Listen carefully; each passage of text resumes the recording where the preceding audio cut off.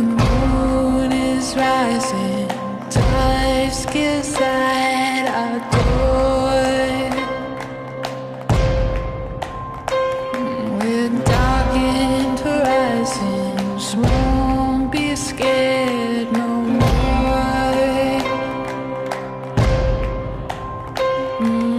Blood in the river, blood in the sky. None but the holy won't leave you behind. The moon is rising, tomorrow the sun will be born. No, there ain't no devil gonna be where we go. We're gonna wash in the water and save all our souls.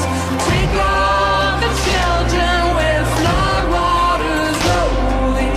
Ain't no devil gonna be where we go.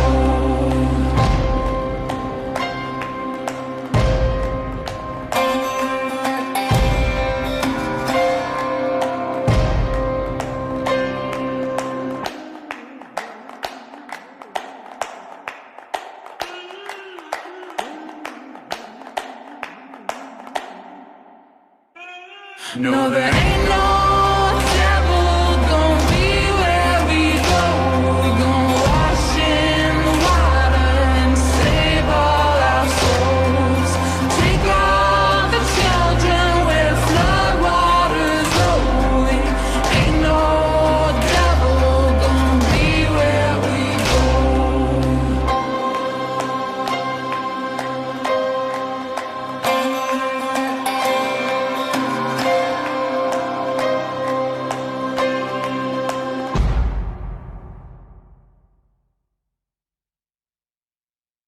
Jill Marie, who says that we keep her company when she works the night shift. So Excellent. it was very awesome. Thanks. Just wanted to say hello, but And thanks for listening. yes, very thanks for listening. Well, tonight's show should be pretty awesome. We are going to have Keith and Sandra Johnson with us.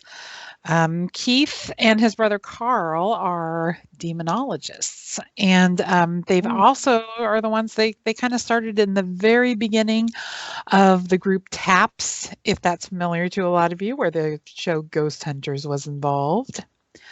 And Wendy, why don't I go ahead and read about them, and if you want to try to raise them up. Absolutely.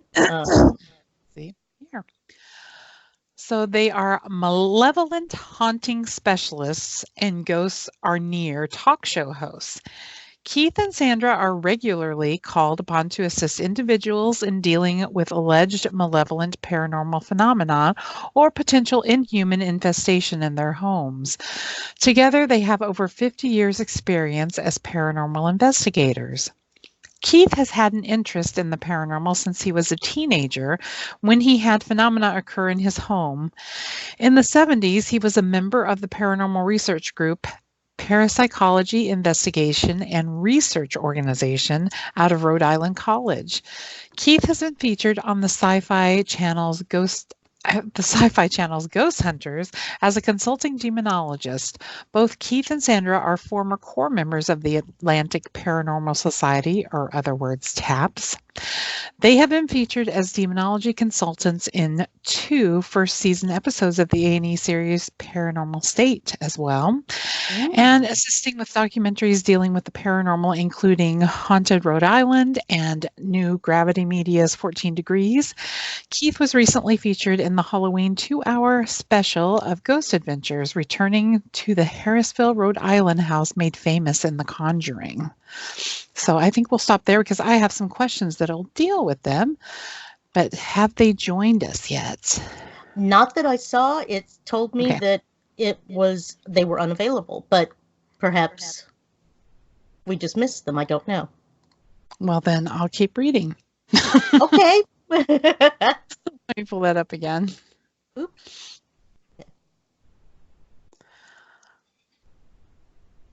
Now they have been featured. Let's see, did I already do that? Yes. The pair are co-founders of New England Anomalies Research and host a local TV talk show dealing with paranormal topics called Ghosts R N.E.A.R, which airs locally in Rhode Island and can also be seen online. Keith is the author of the Paranormal Realities book series that chronicle his experiences as a paranormal investigator. Books 1 and 2 have been published, and subsequent books are in the works and due for future release. So they look really good. Oh, it's telling me they're still unavailable. Do you want to try them, June? Let me see here. Okay.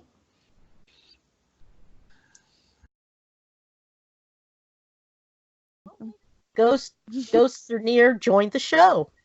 Oh, Hi there. Hi. we were just about ready to call it a night. We said, well, I think we worked out the bugs. oh, good. I'm sorry about that. I was just going, oh. These things do happen. They do. They happen all the time. Especially when you consider the subject matter. This seems to happen quite a lot. You know, that's true. I was kind of thinking that myself, going, is there a reason why we're not supposed to talk to you tonight?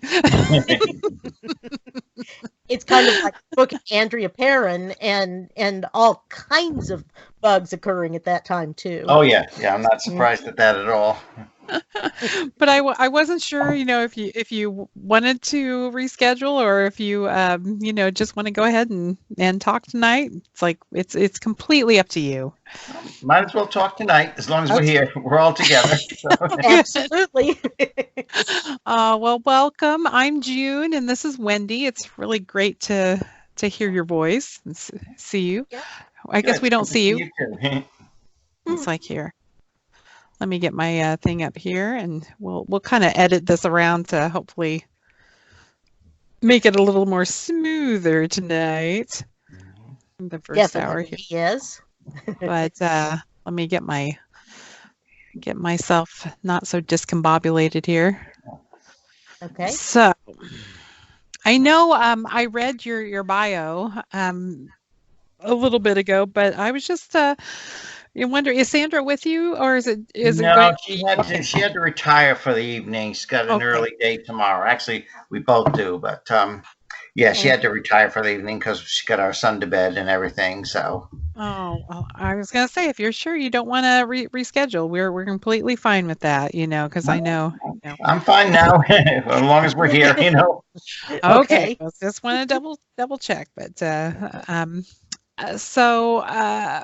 well, I guess we can just start at the beginning. What was it that got you fascinated by the paranormal in the first place? What got me fascinated? Well, I'm an identical twin, and my brother and I would always share experiences, and we had an interest in anything to do that was, beyond the normal realm. And plus, we had some activity going on in our house, actually, when we grew up. And it wasn't an old house, it was new. It was a wedding present from my grandfather. The property was, so they built upon it, and there was no house there beforehand.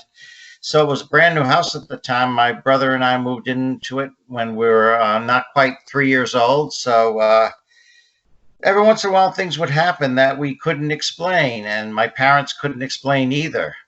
Sometimes they'd say it's your imagination, but sometimes it was just there was just no explanation, because things would appear and disappear like a glass of water. My mother was about to drink. Suddenly it fizzed up and just slurped and was gone. Things like that. Oh, Not wow. the glass, but the contents were just gone. And a lady's glove appearing in the hallway, and we looked around and it was gone, and things like that. And so it wasn't like a constant barrage, but it was enough to get ourselves curious and spike our imaginations and our interests. So that's really what began it all.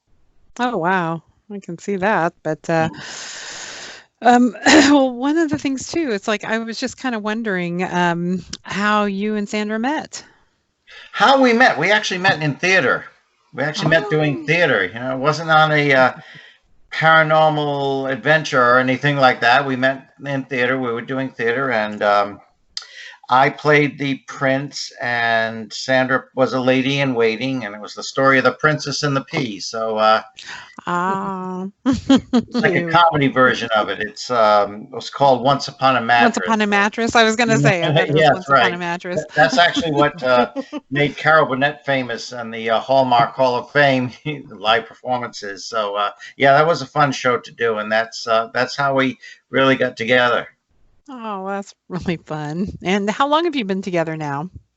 Oh, we've been together since well, since 1987, 88, yes, 87. We've been together since, officially together since 1987. So it's So been just quite a while. a few years, just a few. Right, right, exactly. It doesn't seem like it. Every time I even think of like 1990, I think it's like only 10 years ago. It's only a couple Right, oh yeah, years ago. yeah, It's kinda exactly. I know how you feel. Um, Now, was your first encounter with a dark entity when I when you were 16 years old and you guys had been playing around with a Ouija board, maybe? Well, actually, I think it began before then because I do think it was a dark entity that was originally there, and it may have come over from the house next door where my grandfather lived because that was quite an old house. So, and it was originally part of the property. But yeah, I think it had all the merits and of being a dark entity, Okay. and it followed the certain schematics and the certain pattern. And my brother and sister began really intensely using the Ouija board. They do daily afternoon and evening sessions to because things were happening. They wanted to find out who this entity was. So what better way than to ask? Or so they thought. And that kind of really seemed to open things up further, and the activity became more intense and really took on more of a sinister aspect to it. wow. And when I say sinister, I mean that literally because things were sometimes the activity was counterclockwise. Hmm. Count Wow. the activity was counterclockwise? Sometimes it would be, and that's that's a telltale sign of an inhuman spirit, a really Okay. dark, a demon, if you will. Mm-hmm. They tend to do things like sometimes backwards, and I sometimes refer to them as contrary spirits because they do things backwards, And yeah, for one example, of course, I heard voices outside my window when I was 5 years old. My mother attributed that to my imagination. But then when I'm 15 years old and there's a thunderstorm going outside and I'm wide awake, there's no denying it because had all my wits and I knew I wasn't dreaming it. And voices would get closer and closer. And finally, they were dancing outside, sounded like they were dancing outside and laughing hysterically, and would go from one window, because there were 3 windows in my bedroom, went from one window to the next in a counterclockwise motion. So 1, 2, 3, and that's, Mm-hmm. completed the Trinity there too. And I did notice that activity seemed to pick up when I was 5 years old. Then again, when I was 10 years old, I had some experiences. And then again, when I was 15. So that seemed to complete a triad there. Wow. At least that's how I took it to be. Now, Interesting. what about your meeting with, the first time you met Ed and Lorraine Warren? That was a very memorable night. That took place when my brother Carl and I were 17 years old, and we attended a lecture that they were giving at Rhode Island College, Seekers of the Supernatural. So we had to come see them. Maybe we're not so crazy anymore because it wasn't really a lot of you could discuss with a lot of these school populace. We had some few friends with us that kind of understood and had activities too, had experienced some things. But we went to Rhode Island College and saw them lecture, and they were lecturing not just on human spirits, but about inhuman spirits too. They're getting to the angelology and the demonology. So my brother had some, Ed asked if anybody had any comments or had any experiences. My brother started speaking about his experiences, so he's invited on stage, and that's how we met Ed and Lorraine Warren. And they asked us to stay afterwards. And while we were there, there was an organization there called Pyro. It was an on-campus parapsychology organization and parapsychological investigation and research organization. Much easier to say pyro for short. Right. Definitely. And I it like was that. actually, yeah, Donna, the chairperson, her name was Donna, who had invited the Warrens to come and lecture. And they approached us afterwards and said, gee, you guys sound fascinating. Would you mind coming to one of our meetings and speaking? We said we wouldn't mind at all. So we were 17 years old. We were anxious for a chance to share what we knew, our knowledge, and learn from others. So we attended a meeting. Then they invited us back again to speak at another meeting. By the third time, we were asked to join as regular members. So that's how we joined our wow. first paranormal group, so to speak. Mhm. So what was it like for, I mean, two 17-year-old boys being in this group? How did you feel? It was because we were the youngest members, but we Right. were and then our friend Jay along with us joined as well. He was around our age group. It was fascinating. It was fascinating, and it almost seemed like a premonition coming true. It seemed like this was meant to be, and we were accepted and respected as regular members, and really. Instead of being laughed at, we're asked to share our experiences. So that was quite a fulfilling experience at the time. Oh, wow. That's pretty cool. Got a little validation there instead of just like Dad saying, "Oh no, it's just your imagination." Right, exactly. And as I said at our house, the activity really started picking up once my brother and sister started doing their regular communication with one of the names that came through. One of the early names was Sylvia, spelled out the name Sylvia, and my brother and sister asked, "Well, where are you, Sylvia?" It spelled out cellar. So they went down to the cellar and waited on the stairs in the dark to see if there was going to be any kind of validation there. They waited about 15 minutes and they were getting bored. They were restless. They were about to go back upstairs. All of a sudden, they heard 3 knocks on the wall. Oh, And wow. they figured, is that you, Sylvia? And then they were about to go upstairs again, and they heard 3 resounding pounds on the wall. So Wow. something was trying to get their attention. And again, the triad, the Trinity, again, mocking the Trinity with the 3 knocks. Right. So I was just wondering, how did you become a demonologist? Trial and error. A lot of it was trial and error.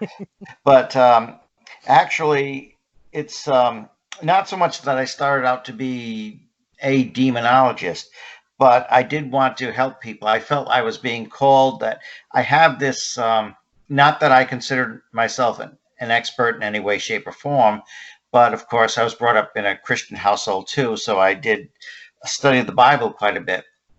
And I really felt that I should be helping others who are experiencing these things and feeling fear, and trying to help people to understand, while I myself was learning too, of course. And there was really no way to do this. There was no internet, of course. This is back in the Right. 1970s. So People have a hard time thinking, well, I just Google it. oh yes, Just right, look it right. up. Oh yeah. It was very, very, very different. I mean, it wasn't. When you think of it, it wasn't that long ago. It's a matter of Right. decades. But Yeah. so much has changed in so little time that there wasn't this. Yeah, there was mass communication, but not like it is Yeah. now with the World Wide Web and everything. So The I prayed about it, and that's. I believe the answer I got was meeting Ed and Lorraine Warren and becoming involved with Pyro, and that's the way to get the word out. And I still wanted to get the word out even more. So what I did, I designed a little ad, put it in a local newspaper. It's kind of like a penny saver, local publication, and just did a little border around our ad and said, we are Pyro. We investigate things that are not explained, that, we do this free of charge. And I thought maybe it'll just be laughed at, but I was kind of used to that anyway by now. And but 3 weeks later, after the ad was published, we did receive word from somebody in Harrisville, Rhode Island. Of course, we live in Rhode Island, Right. and more the northern part, Burrillville, the Harrisville section of Burrillville. And it was a woman who said that she, a couple of years ago, had moved into an 18th century house, and began a beautiful house. She just had to have it. Loved the house and the property. She had 5 daughters of all different ages, so they loved the property. There was a pond on their yard and everything. So a pony corral, an old barn that was in excellent condition, and so what better place? And yet they were experiencing spirit activity. And first it was the children seeing a gentleman in the parlor, and he wouldn't speak to them. And then they thought he was a real guy at first when they first moved in. However, they started experiencing more and more. The mother, whose name was Carolyn, began experiencing more hostile activity. For example, she was made to feel very unwelcome by this entity, whatever it was. She was upstairs. She'd just taken a bath. She was coming out to dry off in what she called the warm room. And all of a sudden, a coat hanger leapt off the rack and began whapping her on the head. Oh, wow. She put up her arms defensively, and it just clattered to the floor. But another time, she was slicing an orange, and suddenly blood started spurting out. She thought she'd cut herself, but she looked and she hadn't, and it was just coming from the orange. So she started feeling really woozy after that.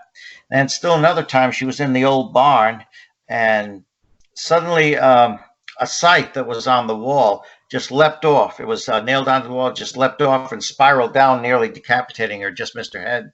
Oh my God. So she was feeling this. There's something that really doesn't like me here, and she was afraid for her children too, because there was one spirit that was really frightening them, not really harming them so much, but really frightening them. So they usually have bed parties. They'd have slumber parties together. They'd all squeeze into the same bed. And the eldest was Andrea, of course, who you know. And I'm talking about the Perrin family. Mm-hmm. And so Carolyn asked us, would you please come to our house and see if you can validate this? And of course, she told us, do you think I'm crazy? And I told her, we don't. Obviously, we're here to help you. We'll do all we can. Right. And that's the first time I saw her smile while she was telling us all the story. Wow. Oh. So did you watch did you watch the movie? Could you bring yourself to see the movie? I was like wondering if they got anything correct with the movie. Well, they got the names right. Yes, exactly. The names right. Oh, yeah. It was interesting. It was interesting seeing it, although it was very condensed to what actually happened. Right. The strange thing was one thing that was accurate. They got the wallpaper right. Strange thing is, they had never been in that house before. Production company never been in this house, and it was almost a mirror image, identical to what the house looked like at the time in the early 1970s, and just uncanny that they were able to get that. And now the exterior of the house didn't look like the actual farmhouse in Harrisville. Actually, the model they used was Lorraine Warren's house. And Lorraine Warren's house. So what you're seeing is kind of a reproduction of the Warren's house in Monroe, Connecticut. But the inside was very, very accurate. And it was nice seeing the children portrayed and the family and such like that. Mm-hmm. But when we were in there, we actually were in there before Ed and Lorraine Warren. In fact, we were the ones who contacted them and asked them for their advice. And that's how they became involved. So, but really, our first night there, we did experience quite a bit of phenomena. My brother was upstairs to use the bathroom. All of a sudden, he sees a cloudy form just floating down towards him, floating down the hallway towards him, and it was almost going to envelop him. He reached out and touched it, felt some static electricity, and then it just dissipated. Oh, wow. Yeah. And you hear footsteps, heavy boot steps walking around, and Roger, the husband there, he had just left for a business trip, so he was not there. And so Carl and the chairperson, Donna of Pyro, asked, what is that? Who's upstairs? And I was, because I was outside with the children. They took me by the wrist. They were going to give me a big tour. And because I think they like my long hair. They liked my long hair at the time. I had very long hair. But they Carolyn just said, "Oh no, that's nothing. That happens all the time. That's just disembodied footsteps. We're very used to that. That's minor." Wow. It's So they were nothing, just yeah. thinking, oh, it's nothing. yeah, yeah, exactly. And meanwhile, the girls brought me inside. We had seen the barn and everything. It was just hard to describe. I'm sure you know what I mean, though. You must have felt this at times when you're in something that you're in a location, something's watching you. I mean, it's not just bad vibes. It has an intelligence. You know what I mean. It has an Oh, yeah. intelligence, and it's warning you, and it's watching you. You feel that draining, like almost nauseating feeling, and almost a static electricity feeling. And in the barn, I felt that, and especially when we went upstairs, I started feeling that more and more.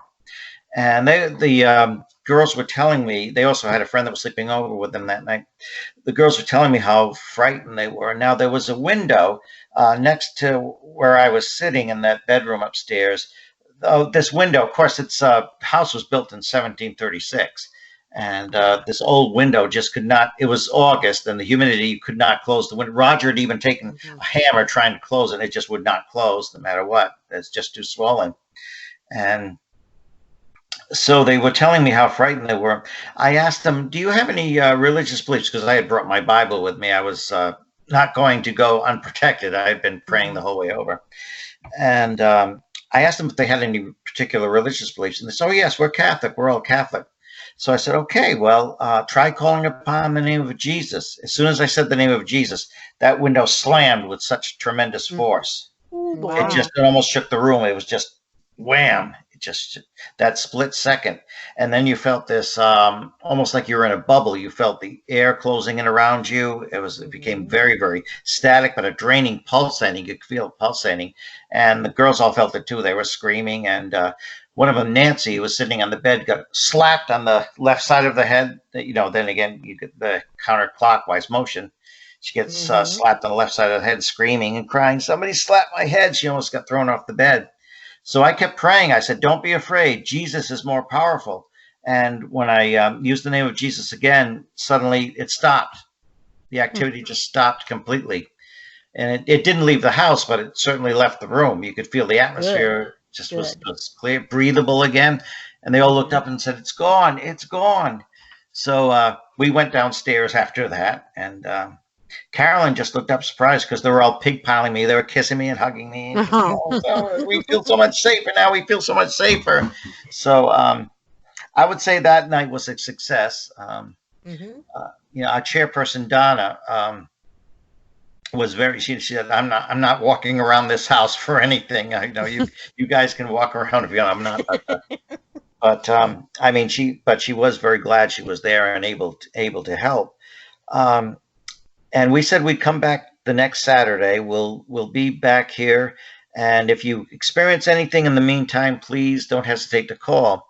Well, it was only like 3 days later, Donna did receive a call, and Carolyn was frantic. She was absolutely frantic. And she said it was early in the morning, and she had just woken up feeling very strange. It was about 5:15 in the morning, just starting to get sunlight, and she smelled something terrible in the room. She felt uncomfortable. It was almost like an odor of sulfur mixed with decay, of rotting flesh. You could smell death in the room. And there was something fizzling on her dresser. She didn't know what that was, but that stopped. She looked over, and it's hard to describe what she saw because there's this figure of a woman. She assumed it was a woman because it was wearing a dress, but the head was cocked to one side, almost as if the neck was broken. And it had an old gray dress on.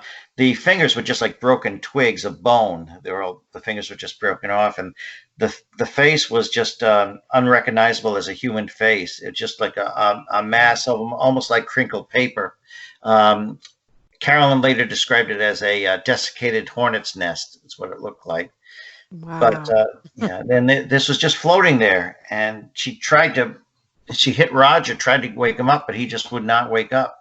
Almost like he was in a somnambulistic state of sleep, induced sleep. And it started chanting, and she wrote down, she told Donna what she wrote down, what she remembered of it. It was saying some kind of archaic verse, and what it said was, I'll drive you mad with fiery brooms. I'll drive you mad with death and gloom. I'll drive you out, but 'twill be too late, for you'll be dead. And it just like sneered at her and then Wow. vaporized, and then just vaporized. Needless to say, Carolyn was a trifle upset about that experience. You know, she said, I grew up in Georgia. I'm a tough Georgia farm woman, but this is something I don't know how to Too deal much. with. Oh, So we wow. told her we'll be back very soon. You know, hang in there. We're going to call our friends Ed and Lorraine Warren because they've had years of experience. We're going to ask their advice, and which Pyro did. And Ed and Lorraine said, "Well, we'll do more than give you advice. We're coming right down, and we're going to help you." Do you ever meet Lorraine? I haven't, but my I don't know if you're familiar with Ross Allison. He is he's I can't even talk. Sorry. He is in charge of Spooked in Seattle here in Seattle, Washington, and he's also president of the Advanced Ghost Hunters of Seattle, Tacoma.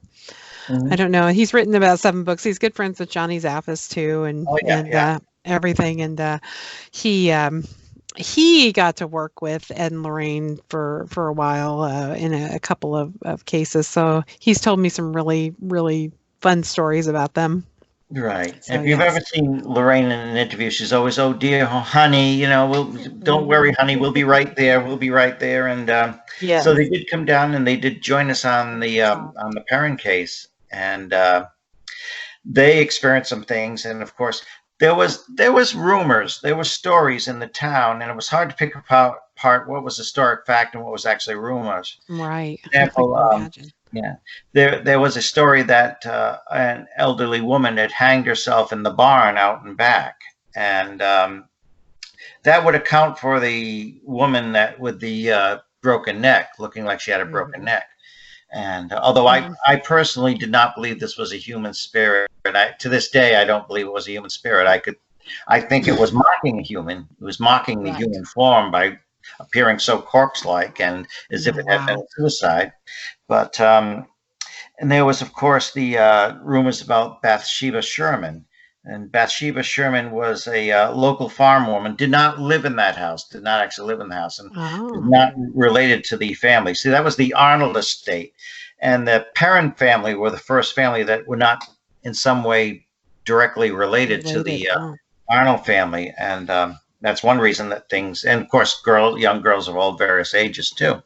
Right. But one thing the former Earl Kenyon, the former house owner, had told Roger when he first purchased the house, and they went for a walk. Earl said, "Let's go for a walk in the snow." And well, the snow was coming down, and Earl just said one thing: "Roger, do yourself and your family a favor. Leave the lights on all night." Wow. And Earl Kenyon was known to have kept the lights on in that house all night long, never turned them off. And he, after his wife passed, he just slept on the porch area. He just left the rest of the house alone, pretty much. Oh my gosh. Yeah. And so Lorraine said that there is a spirit here, a malevolent presence. Its name is Bathsheba. And she said, you know, she discerned that. But historically, Bathsheba Sherman, there's no evidence that she was ever a satanic witch or like the movie portrayed or anything like that. She was actually a prominent member of the local Baptist church. Her and her husband, her first husband, Judson, were prominent members of the church, and they were pretty. They owned a farm. They were pretty well off financially. They're a successful farm. They could hire farmhands and everything, but there's no real evidence that she was ever practicing Satanism and witchcraft. That's you know, that was an undeserved reputation. And but I mean, that house was 1736. My personal opinion is that there was a presence on that property even before the house was built, because there were outbuildings and such like that. And that property was actually deeded to Roger Williams, the founder of Rhode Island. Back in the 17th century. So, I mean, it'd been around a while. And of course, there's the native population there. Mostly the Narragansetts and the Nipmucks and such. And I mean, they had their spirit communication there and their spirit problems too, you know, just like we do. Well, And one thing I was going to ask, what did it feel like when you came back to the property, all these years later for the Ghost Adventures Halloween Halloween show? I was like wondering what it felt like to you and Carl when you came back to the property. yeah, I didn't feel that really unwholesome presence. Not to the extent, to a certain extent, I did, but not near the extent when the Perrin family lived there. However, the house was still very active, and of course, it's very, very nice people own it now. Corey and Jennifer, they're friends of ours, and but it was actually the Ghost Adventures team, Zach Baggins and his crew that were there that night, and there was activity pretty much right away. And you couldn't have set this the mood any better if you had special effects, because there was a thunderstorm just rolled in. Of And course. Oh, perfect. they started filming us outside walking towards the house, and the first Zach did some interviews with us, but then it showed the us coming towards the house, and they had the drone in the air and everything. They had to take that down and immediately had to get in, because all of a sudden the lightning just started and thunder Great. rolling really, really fast. While we're approaching the house, Carl and Zach both witnessed a shadow form going through the house, and it looked very much like what Carl had experienced there. Wow. Back all those years ago. So immediately they on the radio, they searched everyone, who's in the house, who's in the house. None of the crew were in that part of the house. Oh, wow. That's pretty cool. I mean, it's So cool we, to know that that you had the experience. It wasn't just or for the TV show, basically. Right. So that's yeah. cool. We really, really were experiencing things. We were. Carl was experiencing more than I was, because I'm always, protecting myself, reading Bible and reciting scripture before I come into a situation like that. But we were upstairs at one point, and they asked Keith, "Do you have a prayer or anything you could read to see if what will happen?" So I did recite a prayer, and when I did, suddenly there was a growl. Aaron and I both heard it. Aaron, the team member Aaron, and we just glanced at each other. Keith, did you hear that? Yes. I heard that very plainly. And then we heard it again twice, and it was captured. Fortunately, the audio did pick it up. Wow. Yeah.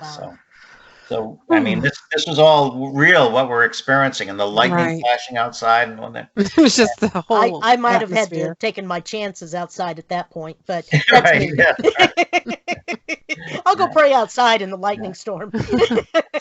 Very, very dark in that house too. Oh, wow. When you have most of the lights turned off, it can get very, very dark in there. Even some rooms with the lighting, it gets very, and not all the rooms were working. Not all the power was on in some of the rooms. So, but and my brother was he did start one of the another of the team members. He started feeling that something was taking hold of him and really grabbing out. He felt like static electricity all around his body. So I prayed in the name of Jesus over him, and it just left. It left right away. Wow. Then at one point, my brother was really felt like something wanted to communicate. So he let it talk through him, and he just started saying, "I don't want to leave. I don't want to leave." He didn't want anybody to leave. And so you saw the episode, right? Of Ghost Adventures. Yeah. Yes. And he started talking with this deep guttural voice and really hoarse voice.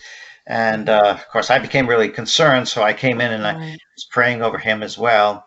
And I had a friend, a deliverance minister in Scotland, praying over us. My friend Laura, because I had told her we're going to this house, and so she was praying for us in Scotland. Another deliverance minister, Dana, she was praying for us in Florida. So That's good. and Mark was praying in North Carolina. So I had a whole bunch of team, even though we were many thousands of miles apart. I did have a prayer group. We're all praying together. A whole network. Good. Very good. The whole Smart. network. That's right. Yeah. So it was a very interesting night that night. Very interesting. It sounds like it. Now,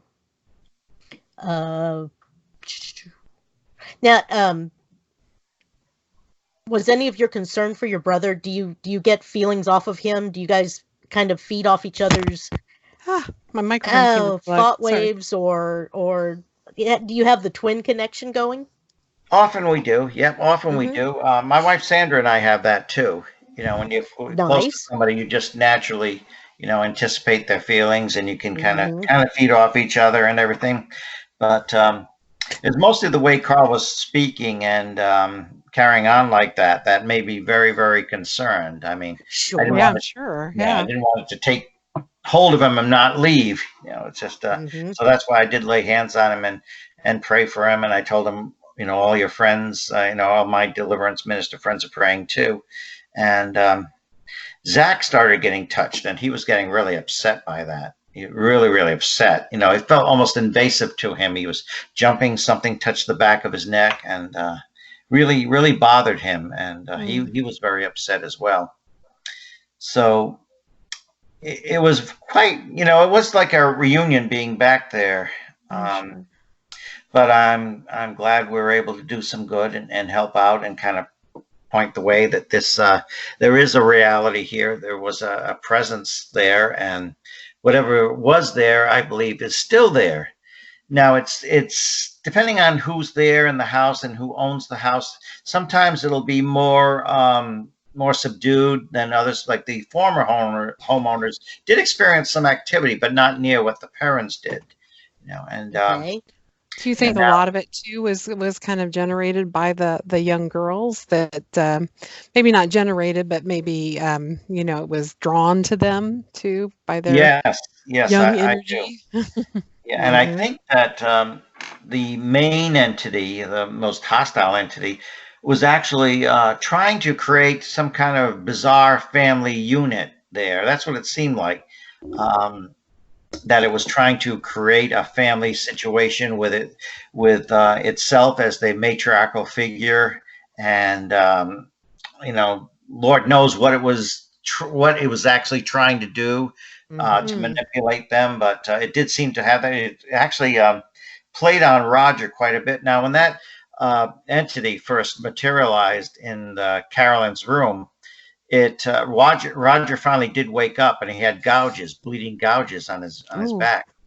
But after that, it was different because the entity there didn't trouble him that much. It mostly like would rub his back and be kind of nice to him and everything like that. Almost like Hmm. he was the substitute husband for whatever bizarre, I don't know what you call it, a nest, a family situation, a beehive. It was trying to get it recreate like a family situation, but in Mhm. a kind of bizarre way. Like it wasn't going to be a normal family unit, obviously, and Lord knows where it would have ended up, if things had gone Right. awry more. But there was angelic intervention there too at times. Also, when the parents lived there, sometimes when nobody was in a certain spot, they'd be called out of danger, and some force would be helping them. So, Wow. and the strangest thing one of the strangest thing that you really can't explain unless it was some kind of a demonic deception was Andrea went in the house once, and this is of course when they still own the house, but she was more of an adult then, young adult, but she saw herself. She saw an entity that was herself, but Mhm. it was dressed in antiquated clothing and a much older version of herself, like an Hmm. older woman. So try to explain that why she saw that. It was meant for her to see. And of Mhm. Wow. course, there was a time displacement too at one time.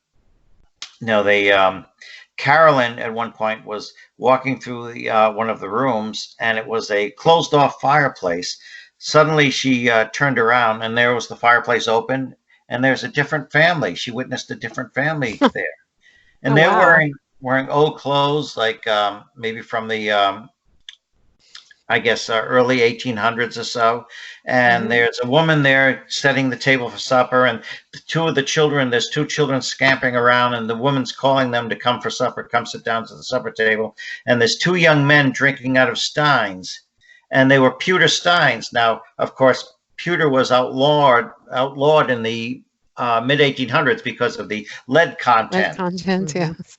Yeah, it was very toxic, but they didn't realize that in the early days. But they were drinking They're out of pure getting an extra buzz. Yeah. With a little bit of lead Well, yeah, content, yeah, too. because the Yep. lead makes Ugh. food and beverage taste sweet, so they line things, even wine, with lead. So that's a theory that why Beethoven went deaf, because he was an alcoholic and he drank Oh, so much wow. wine, and his autopsy showed that the nerves in his ears were very, very practically non-existent. Wow. That's one interesting. theory. So Carolyn sees this family, and the two men are drinking out of steins. Suddenly, one of them looked over and spotted Carolyn, and he did a double take, saw Carolyn, and he nudged his friend there. And the other young man looked at Carolyn too in amazement, and then the scene just faded out. So just for Wow. one moment, Carolyn was the ghost that they were Yeah. seeing. I was going to say, it sounds like she was a ghost for them. Yeah, How because of the bizarre. future. Uh, That's pretty cool, actually. I mean, you do hear a lot of those stories. yeah, right. Oh my gosh. Yeah. So now we can kind of shift gears a little bit. You actually met Jason and Grant before the show took off. So what was your experiences with them, and how did it change when all of a sudden ghost hunters got extremely popular?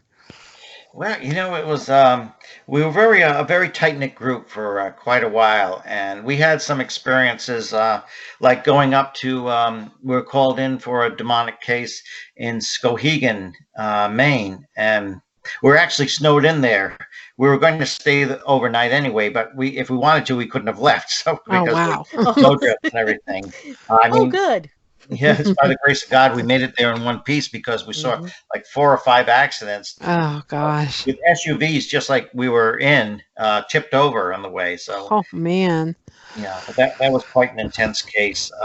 We spent the night investigating it, and at one time it was about 2:30 in the morning. Suddenly we heard a slam upstairs. It's like something slammed, and a door. So some of us ran up. I stayed down with the family, but a couple of members ran up. They looked around. Nothing was out of place or anything like that. No door had suddenly been closed. And one of our members, Rich Einig, former member of TAPS, he was recording and doing. He was coupling. He was doing video and audio at the same time. He had a separate audio device, and the audio actually picked up a voice. Now, when we rewound it and we placed it to about 2:30. I happened to be looking at the clock at the time, so it was 2:30. We set it to that, and suddenly you heard that slam. Except on the recording, it sounded more like a locker slamming. We heard wood slamming. On the recording, it came out like a metallic sound more. But then you hear the footsteps coming upstairs. Jason and a couple of others coming upstairs, and you hear a little girl's voice say, "They're coming." Oh. Oh, boy. Just before they enter the room, you hear a man's voice say, "They're here." Oh my gosh. So obviously, again, an intelligent entity. We were being watched, and so the next night, of course, I was being assisted by, of course, Brian Hanwa, and we went around the whole house, the barn outside, and went in the chicken coop. There's these chickens there, these poor chickens that were freeze dried. I mean, some of them were skeletal, but some of them were like preserved, half in the snow, like they'd frozen to death. Oh my gosh. I don't know how long they'd been there, but so we blessed the entire place. I'm shivering, freezing, and everything. We came back in, and then it's time to bless all 15 rooms of this house. Oh my goodness. So the most active upstairs. So we blessed the basement, where we found a desiccated deer's head and all sorts of things. And we didn't know if there was animal sacrifices that had gone on there. Makes you wonder. Previous tenants, yeah. Wow. But I remember there were like 2 people in front of me and the rest in back of me. Jason had said, "Look, I want someone in back of Keith and in front of him all the time, because if an entity attacks, it's going to zero in on him." And so we went upstairs, and the whole entourage of us went slowly upstairs, and the homeowner was standing there with tears in her eyes. So I gave her arm a little squeeze and said, "We'll be back." And you could actually hear growling coming from different rooms as we were blessing each room. Like it was almost sensor round. It was ricocheting back and forth. But we did bless the whole house. And at the end of the night, I asked for a sign, prayerfully asked for a sign of departure. And there was this 200-pound parrot cage with the parrot in it. All of a sudden, that started vibrating and started sliding across the floor. Then it stopped. Wow. So we took that as a sign of departure. Yeah, I would have too. Yes. Yeah. Oh, that was interesting. Too bad we can't stay. Right. There was I mean, we had a lot of adventures. We were a very close-knit group, and I wrote about them in a lot of these stories that predate the TV show Ghost Hunters in my paranormal reality series for people who are interested in the TAPS history of what went on before the TV show.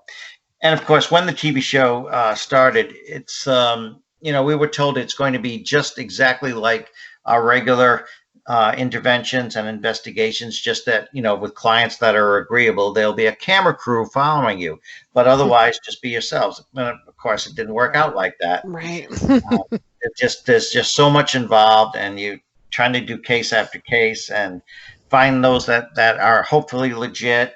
And takes about 2 weeks to film an episode, which is not that long when you're going to that much deal. Although it's an hour format, and they would try to fit in sometimes 2 cases during a show. But it's just so much that goes into it, and it really took a toll on things, and kind of like our original core members, that a lot of that disintegrated. It just wasn't the same because so much went around production and everything. So that's why Sandra and I and my brother Carl founded New England Anomalies Research, where we could still be on call to help them when needed, but we would have our own clients that we could spend more time concentrating, and not worry about production. Although we did, Carl and I did participate in the first and second season of Ghost Hunters as the Demonologist. I remember back then. back then in those days, yes. It was one of those things when I started watching all the shows, that's when all of a sudden I decided, I would really like to do that. And then all of a sudden I thought, why can't I do that? And that's when I started taking all my classes and everything else. So that kind of got me started on that. And once you get bit by the bug, either it makes you so afraid you don't ever want to go near it again, or it just makes you want to just do everything you can. Right. There's very little in between. Yeah, exactly. So I like the researching and the histories, and I love hearing you all stories, but I don't have the anxiety control that I think I need for that type of thing.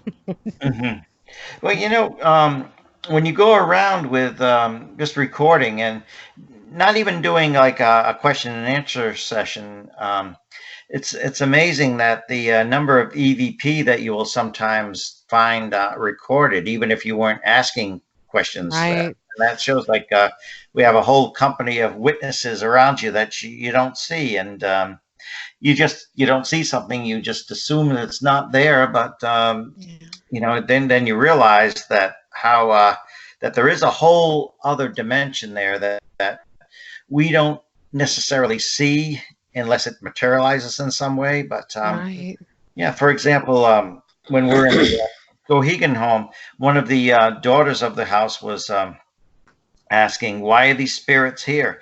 And Jason said there could be a number of reasons. And when I played my recording back, you hear a voice say, answer for us. It says, I know why. Miracle. Oh, miracle. That's pretty awesome. Oh. Well, speaking about EVPs, are you still using Old Faithful? Yes, I do still use Old Faithful. I have Old Faithful too as well, and backup one. Yep, same kind of old Panasonic kind. Yep.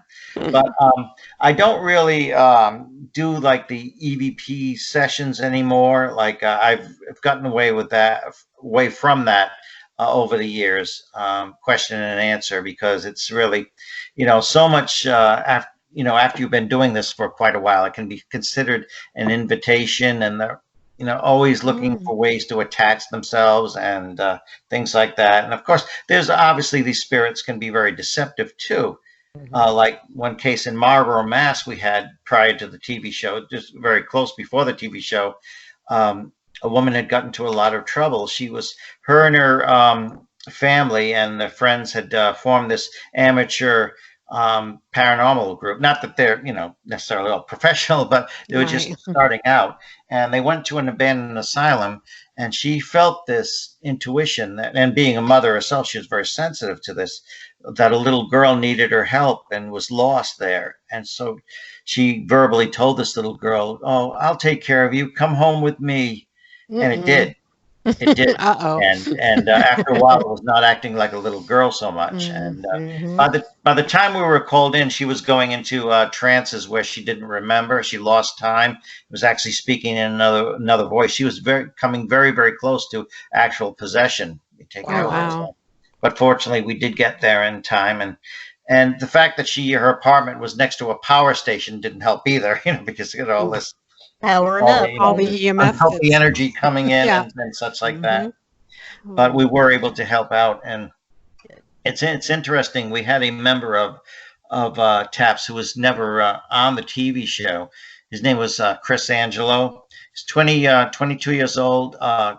He and I worked very, very closely together, and he had left for a while. He was doing his own thing, but he was going to come back to TAPS, and he was going to come back that night. We went to the Marlborough case, and a friend of his needed some company and was going through a depression. So he said, "I've got to see my friend. He's going through something. I promise I'll be with you next week." Well, that night there was a car accident, and Chris was killed that night while we're at the Marlborough house, and he was supposed to be with us that night. But just by chance, his friend in need, he went to see a friend in need. But this young man was exceptional. He was just so good. I mean, because my son is autistic, and he knew how to communicate with my son. When my son became reticent, he just kept no, I want to talk with you. And really got a conversation going with him. Wow. Awesome. Wouldn't let my son back down. So he actually did have him communicate with him, and so such a tragedy to lose him. Also, he didn't need a flashlight either. Our first investigation together, we were in a Newport mansion, and we were going down some dark stairs, and I said, "Don't you need a flashlight?" And Chris said, No, I'm all set." Turned out he had his eyes were like, you never ever see somebody like they have a bright husky blue eyes or green eyes, very, very illuminating. Yeah, he had eyes like that, and he'd actually been to the eye doctor. He had perfect vision, but he had an abnormal number of color rods. Okay. The optometrist told him, and that enabled him to see kind of like almost like I guess another spectrum that we don't see. Oh, wow. So he could maneuver without a flashlight. That's quite pretty handy cool. to have, One thing I know you mentioned that you don't get, as many EVPs like you used to. And I know one of the things is, you just kind of backed off from doing that. But why do you think that is? Do you think that they, do know who you are and they're just like, don't say anything? Yeah, I pretty seriously. much do. And like Sandra says, sometimes I will come into a room and everything will stop. Oh. Yeah, everything will Like, stop. you all of a sudden you hear, Oh no, Dad's here. Yeah. Yeah, right. They've people actually said, "Oh, Keith's here. We're not going to get anything now." It just kind of stops. And Yep. But so by the grace of God, I hope that means I'm doing something right. Yeah. Yep. Yeah, probably. But Helping things in. can you tell us about the very first exorcism that you performed? Very first exorcism was, aside from blessing houses, an actual exorcism, and the person was in the early 1980s. My brother and I became involved with a case of some friends of ours who lived in Providence, Rhode Island, and they were of Puerto Rican descent. And their 14-year-old son began really flipping out. He'd have these spells where he'd just get up screaming and doing this bizarre behavior. And so my brother said, because we're friends with the family, my brother said, well, I'll sleep over at night and see what's going on. So my brother spent the night in the house, and all of a sudden it's about 2 in the morning, 1 or 2 in the morning. All of a sudden he hears the screaming going on, screaming, and suddenly the door to the room opens up, just slams right open, and there's the boy just spiraling like a top. He's spiraling from around the room like that, just spiraling. Oh my! Oh my gosh! Then he just jumps up on. He's got this wild look in his eye, and he just jumps up into this deep throaty laughter and starts bellowing, and then he's screaming again as if he's being thrown down on the floor. Then he comes out of it and said, "What's going on? What happened?" And it felt so bad for him because he just didn't have any memory of what was going on, and so we decided we were going to. The family really asked if we could help. And the family arranged for an exorcism to take place. They asked my brother and I to assist because we knew the background of the case and because we did have some experience. And said, sure, be glad to help. And I asked them what religion they were. They said, well, we're Roman Catholic. So I just assumed they would have a Catholic priest officiating and we'd be assisting. And when we got there, I said, I'm looking around, where's the priest? Oh, there is no priest. It was his aunt. His aunt was going to do the expulsion, and it turned out that aside from being Catholic, they were Santerian practitioners. Okay. The way of the saints. See, Yeah. and it was his aunt that was a brujeria. She was going to do the. She was a priestess. She was going to do the expulsion, and it would, of course, be all in Spanish. So. We gathered around in a semicircle in chairs, and he was sat on a folding. The boy's name was Lucas, and he was 14 years old, and very soft-spoken young man. And I was the only one who dared to be in the room alone with him at one time. So I had asked him. I said, how did this happen to you? And he said, well, when he was 6 years old, he had been walking with his family on a picnic. They'd been walking through a cemetery. He saw a glove. Some kind of glove on the ground. He just out of curiosity picked it up, and something grabbed onto him. He felt something invisible grab onto him.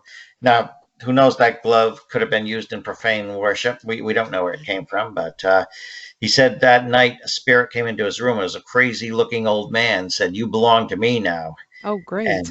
And all throughout his youth, this would happen. They attributed it to nightmares. His family thought he was having nightmares, but eventually, of course, when he got older, and this stopped. But when he's going through puberty and everything, that's when he started being taken over himself. And he said he felt so embarrassed that he didn't remember what he did. He does these crazy things people tell him about, but he has no memory of it. So I patted his shoulder and I just told him, "It's not your fault. It's not your fault." And he felt a lot better because of that.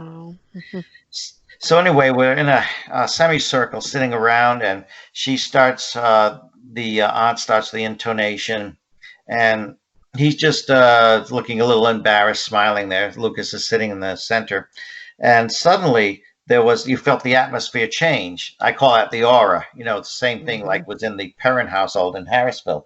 You knew that before something was going to happen. Suddenly the air changes and you feel that nauseating feeling, that drain feeling. And then there was a rumble. We thought it was a truck going by at first, but then we heard the vibration right under the floor, like an earth tremor. It started going along the floor. Now, my brother was sitting in a chair. My brother Carl was sitting in a chair. It was not a small chair either. It's a family-sized chair. And the rumbling came to him, and it just moved the chair right backwards. Very, very heavy weight with him in it. It just moved it right backwards. And then that's when the boy, suddenly his eyes got that look in them, that wild look, and he started screaming and trying to get away. And then it was like something was picking up and slamming him against the floor and everything, although he didn't appear to be injured. So that was going on for a while. And at one point, it seemed to come out of him, and it was touching each one of us in the semicircle. My brother felt it on the back of his neck. he just willed it off, kind of shook it off. But I went to a girl next to me, a young woman that was sitting next to me, and she started screaming, calling upon God, help me. She, because it's touched, grabbed the back of her neck and wouldn't let go. She went screaming, crying out of the room. It was hysterical. And Wow. interestingly, it didn't touch me at all. It just passed over me. Oh, That's, and I believe that's found no because I had a opening. Bible. I had a Bible open in my lap. I was the only one who had a Mhm. Bible open in my lap. I think that's why. But it went on for some time, and it was exhausting. I mean, holding him down, trying to restrain him, hold him down, getting thrown against the wall when he tries to get up. And he was not he was quite a thin young man, but he could throw us against the wall for sure. I'm glad I was some years younger then. But, yeah. Yeah. Think about that now. Oh, But then in the middle of it, all this chaos, all of a sudden, and he's throwing the holy water. There's a punch bowl of holy water. He smashes that. He puts the candles all over the place, knocks them out, and says he hates candles. And this deep roaring voice that was not his own. Suddenly, he went into a daze, and all of a sudden, the exorcist herself, his aunt, who's the exorcist, she all of a sudden, and she was kind of a short, heavy woman. All of a sudden, she bolts up, and her hands come out like fists, and she just felt right back. Her eyes rolled in back of her head. She just felt right back and went into the deliverance table where they had all the paraphernalia. She just smashed into the altar, Oh and my gosh. she went into what looked like a grand mal seizure. Mm-hmm. But then she just gets up calmly, and she's got this look on her face. Now, of course, when Uh-oh. somebody does go into demonic possession, usually their face will not change. It will take on an expression, and it will just stay like that. Often not even blinking. And she had what I call the comedy mask. The comedy and tragedy in theater. Oh, oh my. Yeah. Uh-huh. The face was very mask-like, and it was smiling. I've seen that same, and the eyes were very darkened. The sclera of the eyes became very darkened and squinting, and so it did look like she was wearing a mask. It took on the features. Ooh. I've seen in another case of possession, I've seen the tragedy mask where a lady just had the tragedy face the whole time. Oh wow. But she got up and she's swaying and everything and speaking in Spanish and a nice little shrill voice and everything like that. Obviously not herself. She had this little black painted Buddha statue, and supposedly that's where her familiar spirit lived or resided in. And apparently that had come into her. Although Lucas was just sitting there in like kind of a dazed-like state. So I wonder if it was the same spirit or two spirits working in conjunction with each other. But she started saying, gather round, and she wanted Carl and I want the twins here. I want to tell your fortune. I want to tell your fortune. And, Oh wow. that's the whole thing is No, thank diverting, you. diverting. Right. It's diverting our attention away from Lucas. That's not what we came here for. And, but I just prayed in spirit and, tried to cover myself with the armor of God.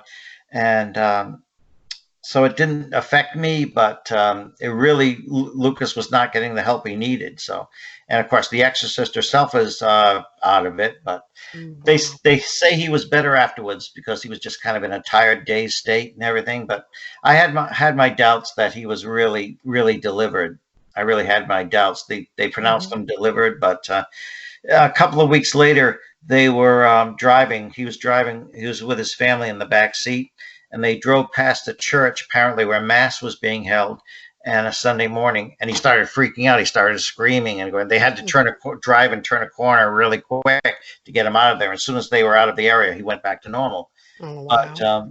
But they said that's probably just after effects. But I mean, I had my doubt that he was really, really deliberate. Yeah. I mean, that was the end of that story, though. Except.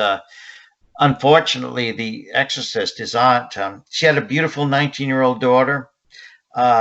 This is a couple of months afterwards, I guess. She had a beautiful 19-year-old daughter who suddenly wasn't answering her phone.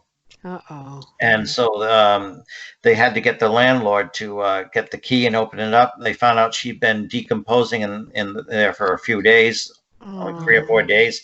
A jealous boyfriend had unfortunately killed her. Beautiful, beautiful young woman. So.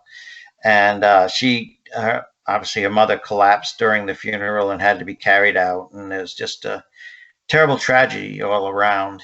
So, I'd like to say every Horrible. case has a happy ending, but obviously it doesn't. Yeah. So. Right. Yeah. Exactly. Now, have you just written 2 books in the Paranormal Realities series? Actually, 3, 1, 2, and 3. 3. Okay. Yeah. Okay. I just saw the 2. Sorry. Do you plan more, and are all of these stories in them? Actually, I'm planning. I like to continue sometime with the Paranormal Reality series. Right now, I'm working kind of on a handbook of demonology. Saying some of my experiences, and not that this is the end all of information. It's just what I've experienced and how I've dealt with Sure. it. And this is, so because I have a lot of people calling me sometimes when things are active. I get people calling me at 2 or 3 in the morning. So this is something they can turn to a handbook. Yeah. Right. I'll A still be resource available. to tap. Yes, resource. I'll still be Oh, available please, for phone yes. calls, God willing. But it's like, yeah, this is kind of a handbook, a resource thing, just based on from my personal experience and what I personally believe. Very nice. Very nice. Can you tell us like who were some of your biggest influences in the field, or who you really kind of looked up to? And I mean, obviously the Warrens, but Right, you're right. And Lorraine Warren, Hans Holzer, I very much studied his works and everything. He was someone to be very admired, and but some people I really admired were clergy I knew growing up in my hometown, people who weren't necessarily famous or well known, but Christian brothers and sisters who I could go to prayer meetings and Bible studies with, and share fellowship with. It's a lot of those people were my influences, and a lot of my good teachers in school too. So those people I really looked up to and admired. Nice.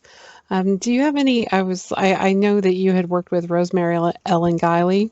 I was like, do you have any really favorite memories with her? I got to meet her a few times. She was just a wonderful, wonderful person. Wonderful, wonderful woman. And feel sorry we lost her and Lorraine right this very year. But yes, one time she was, of course, she would write these incredible encyclopedias. Yes. A lot of people like John Zaffis called her see herself as an encyclopedia. Yes. College. But she was researching vampires. She was writing about vampires, and was in Rhode Island we have a history of vampirism. It was how people dealt with they would turn to folklore.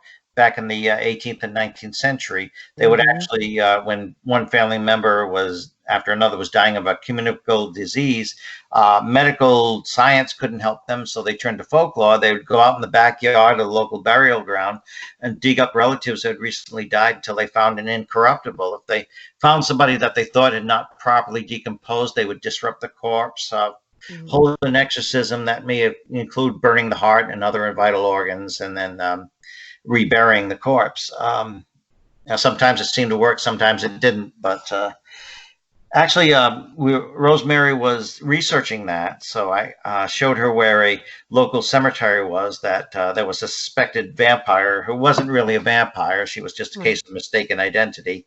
But people had seen apparitions and things like that in there.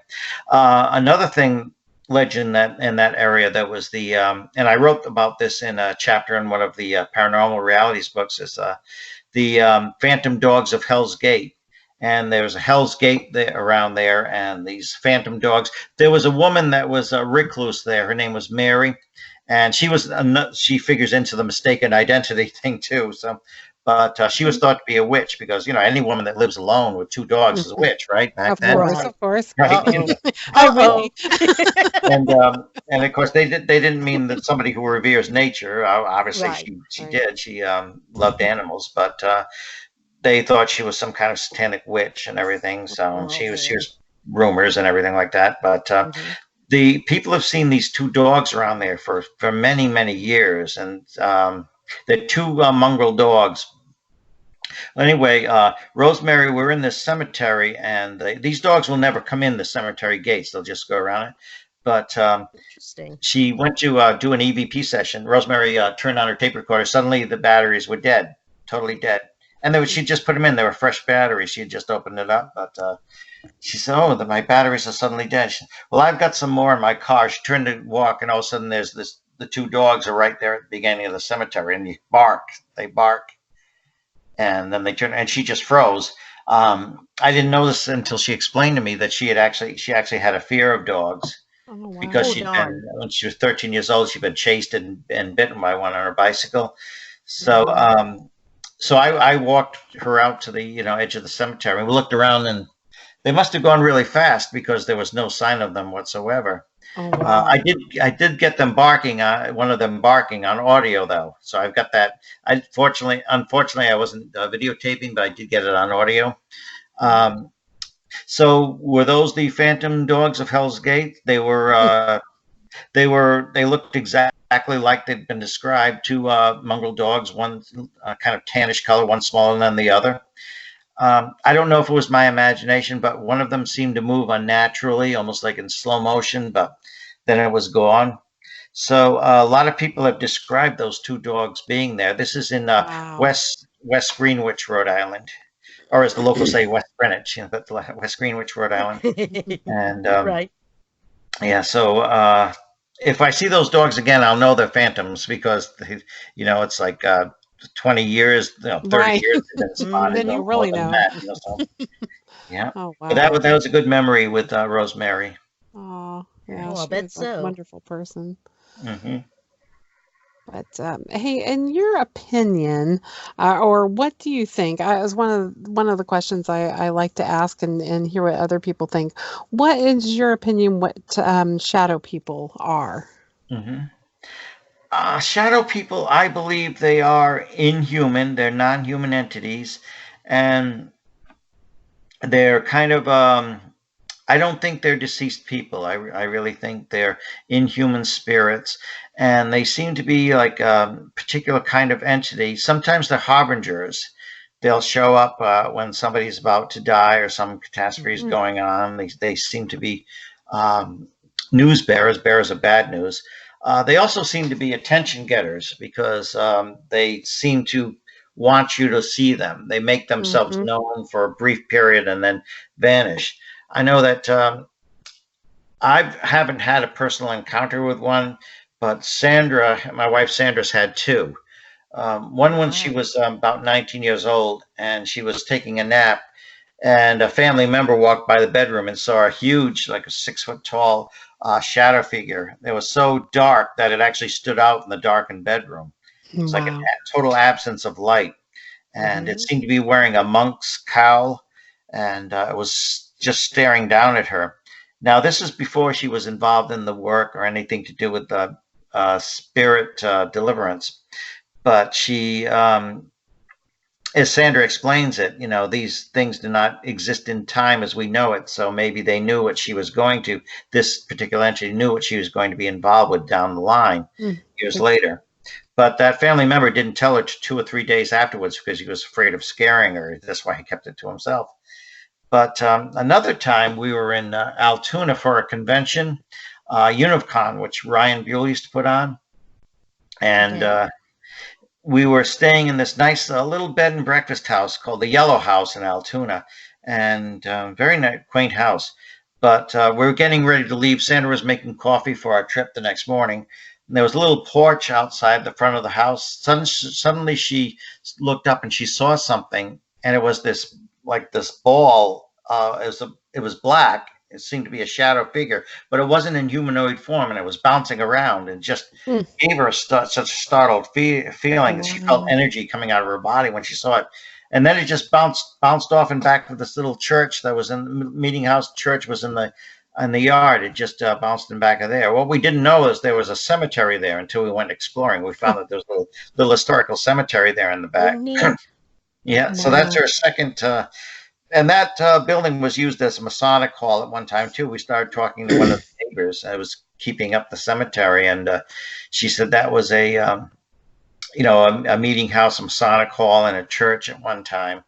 And I guess that was some of the parishioners buried there. But that's where it bounced off, and I really think it intended Sandra to see it. It was putting out a little show for her. Sounds like, well, that's really interesting. We have this little town called Port Gamble, Washington, out here. I don't know if you've ever been to Washington State. No, Um, no, I do have a friend that lives there. Rich, who I mentioned, was the one of the original members of TAPS. He lives out there, but I've never been there. I'd like to go sometime. Yeah, there's the really cute little town. It's a looks like a kind of a New England town. Little white picket fences. It's beautiful. The cemetery Oh, is really really? beautiful on top of a hill, overlooks the water and the mountains. But they have this old Victorian home there that's kind of been gutted on the inside, and it's going to take a lot of money to bring it back up to code. So it's kind of staying empty there. But it's one of those places where I have seen shadow people there several times on Really? investigations that we've had, and I mean, lots of people have seen this little short, squat man kind of shadow person, and a woman that looks around this one room. So it's really fascinating. I like to kind of find what other people, kind of think what these shadow people are. But yeah, it's just known for that, and I've seen it myself, so it's pretty amazing. I know my friend Mike Ricksecker, of course. You know, Mike. He's done extensive research on shadow people. He's kind of made a study of them, and he actually has photographic evidence too. Very hard to get, very hard to come by, Right, but yeah. he does have some photographic and video evidence of them. Yeah, we have one video that's pretty cool when we investigated a little restaurant that was almost burned down. Um, and we were just kind of walking upstairs, and we have a video of it looks like a little a shadow peeking out from around one of the corners and then darting back in really quick, like it sees us and like, oh crap. Yeah. Yeah, it's really, really interesting. So it's really cool. That's the only kind of bit what we have. So it's really fascinating to me. Oh yeah, I've seen video. Like I said, I haven't had a personal encounter with one, but I've seen video. There's interesting video. My friend Matt Moniz has of Waverly Institution, and he's on the second floor, and somebody's in the hallway. It shows Matt going down the hallway. All of a sudden, you see that at the end, this shadow figure just peeks around the corner, and just goes right back when you're not expecting it. Isn't that interesting? Nice. And he didn't see it because he Yeah. was looking at the cameraman at the time. So That's interesting how many that are like that peek around the corner and then dart back real quick. yeah, yeah, right. That's true. You never know. Sometimes you just don't know when something's going to happen. Like again with the Harrisville farmhouse. And of course that became the basis for the movie The Conjuring. We were interviewing one of the former owners at one time, and he said he hadn't experienced too much there. And I was recording while Sandra was interviewing him, and he kind of laughed and said, "I wish I had more to tell you." Well, when we played the recording back, you hear him say, "I wish I had more to tell you," and you hear a voice say, "Tell her." Oh. Yeah. So I don't know if he was holding back or yeah, right, exactly. And, it's fun. Sometimes we've had a lot of fun. It's not all doom and gloom and heaviness. I mean, there was a time we were coming back from we wish we still had our old probe vehicle. Sandra drove the probe down to Altoona, and then we were coming back, and she's guns next to Brian. She just decided she's going to give Brian Hanwar a run for his money. So she's just keeping up with him on the highway, and he's doing a double take. There's Sandra right next to him, no matter how fast he goes. But she's just smiling. She's all calm and everything, just waving with her shades on and everything. Then we stopped at the gas station. Brian gets out, gives a real compliment. The first thing he says is, "Your wife's crazy, man." You're like, And she considers that a great compliment. Very good compliment. Your point, yeah. Oh, that's cute. Very cute, very very cute. Well, can you tell us about your talk show, Ghosts R N.E.A.R? Are you still doing that in Rhode Island? Is it only for Rhode Island, or are there episodes that everybody can see? We've been to different conventions and locations where we've done on location filming, and different guests have come in from out of state. We had one of our guests came from Adelaide, Australia, to be on our show. Oh, wow. Oh, neat. That was quite a compliment that she came all that way. Definitely. Yeah, and that's my friend Allison Oborn. She used to run Paranormal Field Investigators, and now she does her own tourism thing there. But there's a whole history that she's uncovered of the old Adelaide jail and some of the entities there they've experienced, and wow. really, waiting to capture this evidence there that will, and finally they did capture the evidence there, and it's a pretty interesting read. She's written a book about the old Adelaide jail. Hmm. And she asked me to do the forward, which I was honored to do. So, Well, that's really golly, cool. yeah. Very I nice. would love to go down and investigate in Australia. hmm things can get very intense there, as you know. I can imagine. Yeah. Well, even the toilets flush backwards, so Yeah. Mhm. Everything. doesn't always follow the law of physics there, like we know it. So, Yeah. Oh. Yeah, but we enjoy doing the show and talking to people, and even if somebody has a different belief system than I do, it's nice to interview people and get their take on what they believe and what experiences they've had. And we interviewed different authors. Recently interviewed my friend Al Tyus, who's an author, and he's coming out with a good book. So.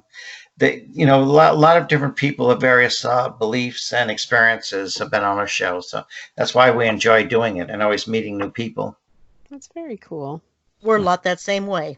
Yes. Yeah, I'm sure exactly. you are. Yeah, Make that's why new you do friends it. Yeah, everywhere. Mhm. that's why you do it. Yeah. Exactly. Now, you had mentioned that a sign of demons and things. I don't know. First off, what percentage of your cases do you think were demons as opposed to just really dark, angry spirits? And what would be the signs? More signs than just things going counterclockwise, or widdershins, as it's called in the old days. And Yeah. Well, my personal belief is that these entities, demons, can be very, very, very deceptive, and it doesn't always have to be something like a dark entity. It can start out as a child, seeming like a lost little child, like the woman in Marlborough, Mass, who went to the abandoned institution and brought something home because she invited it. And my brother Carl and I both work as tour guides at Slater Mill, and of course a lot of paranormal groups come in too, and but we've seen, obviously there was a lot of child labor that went on there, and I think a lot of deception goes on there because these spirits will sometimes pose as young children who were trapped in the mill and on the mill grounds and everything, and sometimes a lot of them died. Yeah. Yes, right. But it's like there is a lot of deception that does go on there, and so sometimes they're very angry spirits, but they're also inhuman too, and they're posing as human spirits. So I found out more and more that a great deal of deception goes on in that realm there. Oh dear, not good. No, but I mean, I don't go into these situations without fortifying and praying beforehand. And it's, I do think we have a choice, and it's not that these things are just going to overtake all of us, because we do have a great deal of protection. I believe God offers us a great deal of protection, and it's amazing. And it's not to my credit, but I've seen, like, using the name of God, using the name of Jesus, how quickly these spirits will suddenly just back off. Like even when I was first in the Harrisville house, I was a teenager. I was 18 years old, but I don't think the spirits were impressed with me that much, since I was rather thin with very long hippie-like hair at the time. But but you were sure of yourself, yes, and your faith. Yes, exactly. Yeah. Cool. Well, Keith, we don't want to keep you up too late because we know you have to get up really early, but can you tell us how people can get a hold of you or watch some of your shows and your books and everything? Okay, just go to Ghosts R N.E.A.R show at youtube.com. That's how you can see our show. And we're nearparanormal.com, so we're very just search for Keith and Sandra Johnson or nearparanormal.com. You'll be sure to find us. And we have a very, very good team. We're all very, very close knit together. And, small group, but we're very, very close knit. And we do manage to keep pretty busy all times of the year, I bet. Well, we're planning on coming out there in June, probably, and going to Salem, and then kind of doing a little road trip around there. So great, fantastic. I have to recommend some of the hot spots around. Yes, please. Salem is very, very historic. You've been there? I have never been there before. It's wonderful. The history of the place is just wonderful. Yeah, it is just wonderful. I'm fascinated around that whole area. So it's just like, so we'll be around that area. I think it's in June. So great, fantastic. The people of Salem, the residents there, they seem to be so nice because you just walk down the street, somebody will just start talking to you and they'll start telling you the history of the whole place. So that's awesome. A lot of self-proclaimed tour guides there, so they're very, very helpful to tourists there. Nice, very nice. And if I had my druthers, I'd be going to Scotland and going all over there and things like that. I do have friends in Scotland, but I've yet to get there myself. In Ireland too. I'd love to visit all those places as well. We got there. We've been there a couple times, and it just was amazing. We got to stay in Roslin Castle, and it was amazing. We've got some really good friends over there too, and they took us all around and gave us a castle tour, and just amazing. So it's definitely try to get out there because I will. It's if at all possible. Yes, exactly. Yep. It's like I want to go again. I want to live there actually. But, well, most people who go there don't want to come back. I know. I cried when I came back. But Wendy, do you have any other questions you'd like to ask before we say? No, I think I'm pretty good. It's been a wonderful conversation.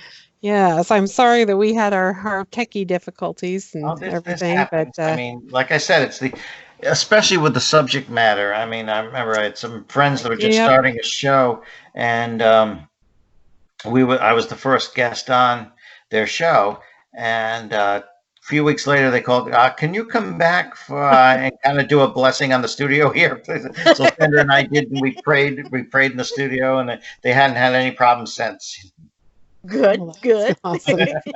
I've got a statue of a gargoyle over, my computer system, and it's usually enough to make it okay, but not always. The guardian spirit there. Right. Exactly. Always helps to pray beforehand. Right, yeah. Well, thank you so much, Keith.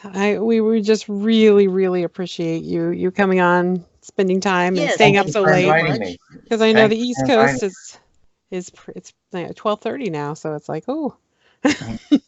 nice. We've got a nice, beautiful full moon out. Nice. Wonders of creation. It's all silvery outside with the snow. We just got some snow today, and it's very, very beautiful. Cold, very cold, but very beautiful out. That's why they call it the cold moon. Yes, that's right. I would think that's the reason why the December moon is the cold moon, right? Yep. Indeed so. Yes. All right. Well, I guess we'll go ahead and start closing down here. Once again, thank you so much for coming on, and please come back again sometime. Yes, please, and hopefully we won't. Maybe Sandra can join us, and we can start a little earlier or something sometime. Because maybe when your next book comes out, you can talk more about your books too. I would love to hear more about them and kind of finish reading them all. That would be wonderful. Absolutely. Well, again, thank you so much for it's been a delight getting to know you both and speaking with you and getting to see you and everything like that. So thank you for asking me. I appreciate it very much. Devil dogs of Wendy's room. Your devil dog.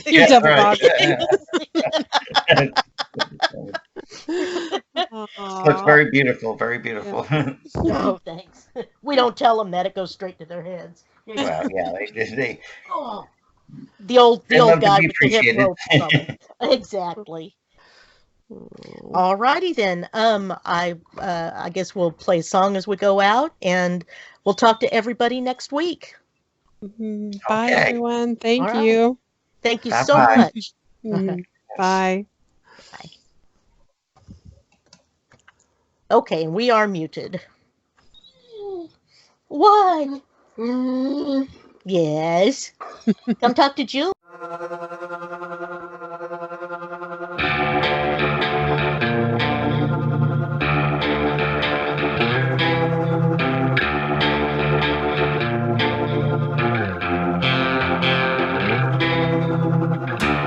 Good for you, you fooled everybody. Good for you, you fooled everyone. Good for you, now you're somebody. Good for you, you fooled everyone. Leave your weapon on the table, wrapped in burlap, barely able. Don't get angry, don't discourage. Take a shot of liquid courage. 'Cause my monsters are